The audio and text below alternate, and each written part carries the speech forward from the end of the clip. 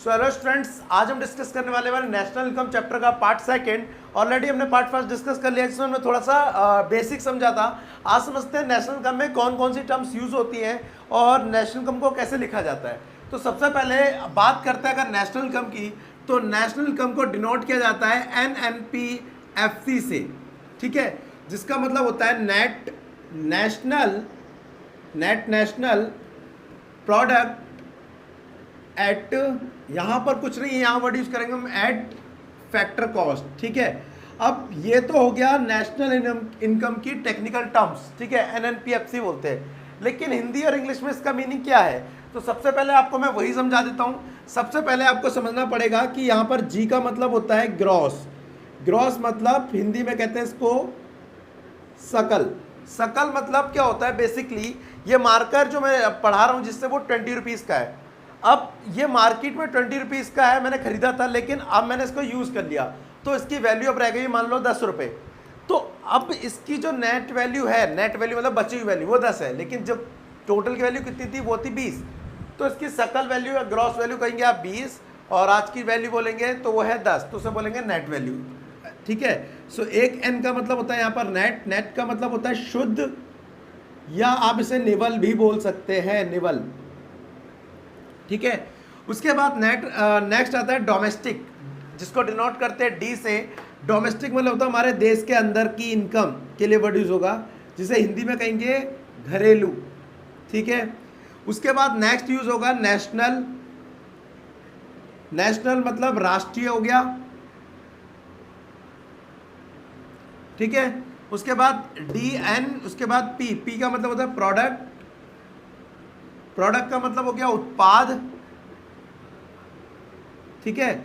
और उसके बाद FC का मतलब होता है बनाने में आने वाला खर्चा, एक तरह से फैक्टर कॉस्ट, ठीक है।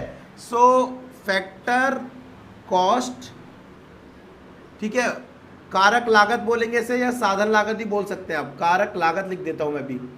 और एक और है MP मतलब एक्चुअल में इसका मार्केट में प्राइस क्या चल रहा है, तो उसे बोलेंगे मार्केट प्राइस। सो जिसमें टैक्स इंक्लूड होते हैं, तो मार्केट प्राइस, इसे हिंदी में बोलेंगे बाजार कीमत।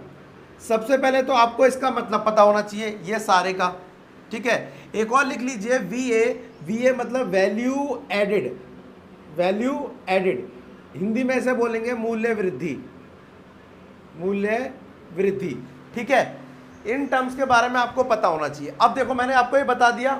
अब नेशनल इनकम को मैंने यहाँ पे लिखा है, थोड़ा बड़ा लिख देता हूँ, NNPFC। जो पहला वाला N होता है वो हमेशा क्या होता है, नेट होता है, और दूसरा वाला क्या होता है, नेशनल पढ़ा जाता है, और तीसरा प्रोडक्ट हो गया, और ये फैक्टर कॉस्ट हो गया। सो इसकी अगर हम फुल फॉर्म पढ़ेंगे तो पहला वाला क्या होता है, नेट नेशनल प्रोडक्ट, यहाँ पर हम एड यूज करेंगे वर्ड एट फैक्टर कॉस्ट, ठीक है। अब अगर इसके अपोजिट की बात करो, इसके अपोजिट में क्या हो सकता है, या तो N की जगह यहाँ पर G हो सकता है, और इसकी जगह D हो सकता है। P का हमेशा P रहता है, और यहाँ पे FC की जगह पे MP हो सकता है, ठीक है। इससे ज़्यादा कोई वैल्यूज इधर से उधर नहीं हो गई, ठीक है। मतलब कि पहली पोजीशन पे या तो हमेशा नेट होगा या ग्रॉस होगा, दूसरी पोजीशन पे हमेशा या तो डोमेस्टिक होगा या नेशनल होगा, तीसरी पोजीशन पे या तो प्रोडक्ट, मतलब तीसरी पे प्रोडक्ट ही रहेगा, फिर फैक्टर कॉस्ट की जगह क्या हो सकता है, मार्केट प्राइस होता है। अब दूसरी चीज आगे बढ़ने से पहले आपको मैं बता दूं, अगर मुझे इन दोनों में कन्वर्ट करना है, ग्रॉस को नेट या नेट को ग्रॉस, तो क्या करेंगे, तो आपको मैं कुछ फॉर्मूलेज बताता हूं इंपॉर्टेंट, वो भी आप समझ जाइए क्या है।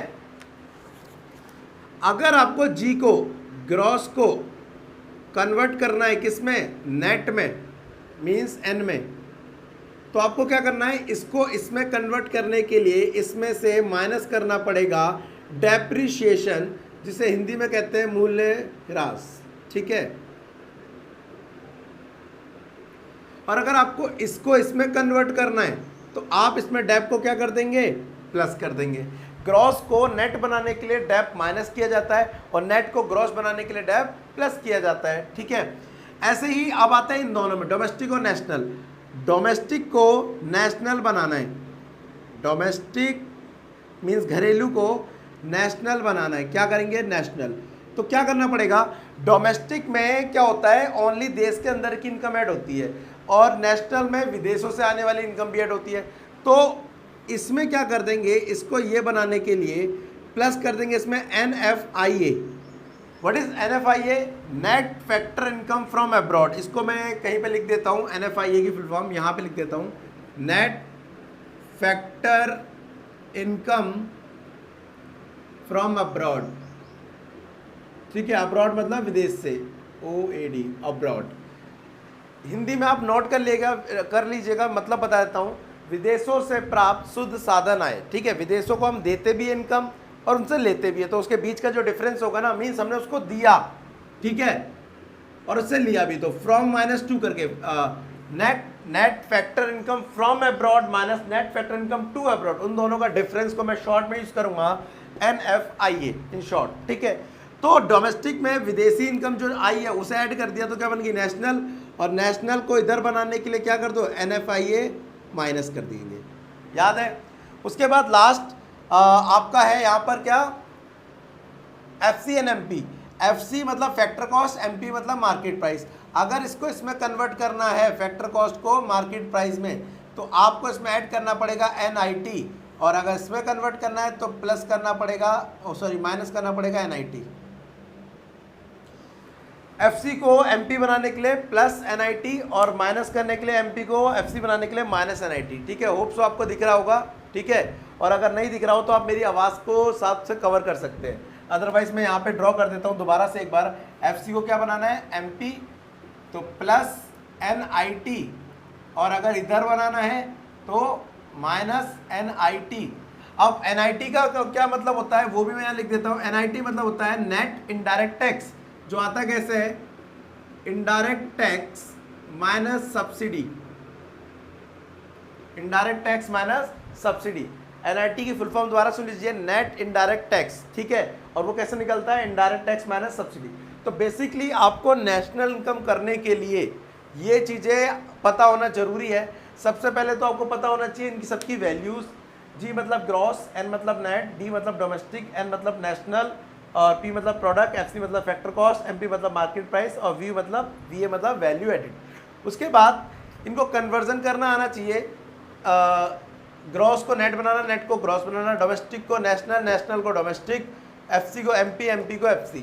अब एक सिंपल सी चीज़ आपको बताता हूँ कि कैसे कन्वर्ट होते हैं। एक मैं आपको इसको यहाँ पे मिटा देता हूँ, इस चैप्टर का नाम भी मिटा देता हूँ ताकि आपको समझ आ जाए। अब करना क्या है, मान लीजिए हमारे पास है वैल्यू NDPFC, थोड़ा बड़ा लिखता हूँ, NDPFC। सबसे पहली बात, इसको पढ़ेंगे क्या, अगर आपने ये चीज़ याद कर ली जो मैंने लिखवाई है। N मतलब नेट, D मतलब डोमेस्टिक, P मतलब प्रोडक्ट, FC मतलब factor cost. Net domestic product at factor cost. Hindi वालों के लिए बता दूं, हिंदी में ना उल्टा पढ़ते हैं, पहले इसको पढ़ते हैं फिर इसको पढ़ते हैं। जैसे कि FC का मतलब मैंने आपको बताया, FC का मतलब होता है यहाँ पर कारक लागत। तो कारक लागत पर शुद्ध घरेलू उत्पाद, पीछे से पढ़ेंगे। अगर इसकी बात करूं NNPFC की, तो कारक लागत पर शुद्ध राष्ट्रीय उत्पाद। ठीक है, हिंदी में थोड़ा सा उल्टा पढ़ना पड़ता है, पीछे से चलते हैं। अब बात करते हैं, हमारे पास NDPFC है, जस्ट वैल्यू कुछ ले लेते हैं हम 300। ठीक है, अब हमारे को NDPFC से निकालना है NNPFC, national income, NNPFC with the help of NDPFC। तो आपको क्या करना पड़ेगा, जो हमारे पास वैल्यू है उसको यहाँ पे रख लीजिए। अब N को N बनाने की जरूरत है, कोई दिक्कत ही नहीं है, N ऑलरेडी N बना हुआ है।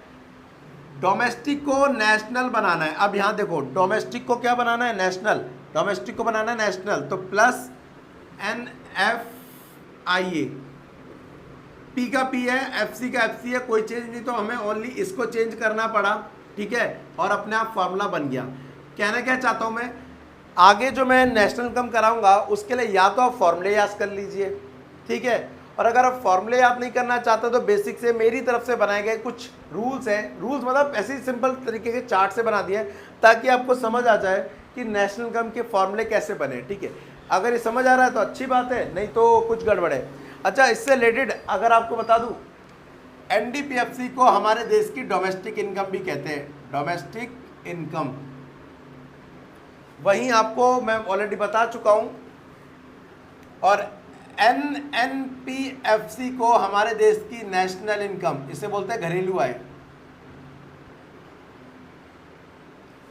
ये हो गई कौन सी आय? घरेलू आय। और ये कौन सी आय हो गई? राष्ट्रीय आय।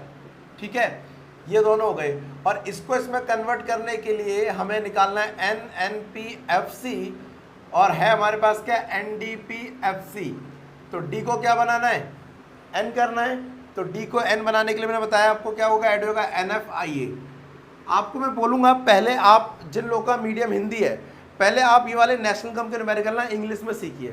जस्ट बिकॉज अगर आप इंग्लिश में पहले सीखेंगे ना तो आपको न्यूमेरिकल का कॉन्सेप्ट समझ आ जाएगा। उसके बाद सारे वर्ड्स को, सारे टर्म्स को हिंदी में कर लेंगे।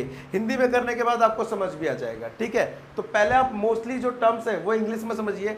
आने वाले टाइम में मैं जो इसकी वीडियो बनाऊंगा इस टॉपिक की, मतलब वो ज़्यादा word gross, net, domestic, national, FC, MP use करूँगा, और डोमेस्टिक इनकम, नेशनल इनकम।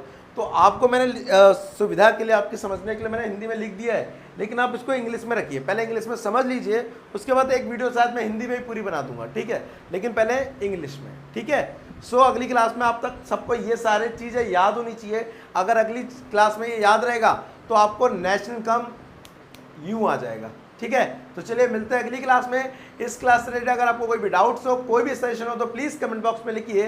साथ ही इसके की नोट्स और ये फॉर्मूला मैं आपको डिस्क्रिप्शन में दे दूंगा, वहाँ से आप लेके डाउनलोड कर सकते हैं। तो मिलते हैं अगली क्लास में। Thank you, tata and bye bye.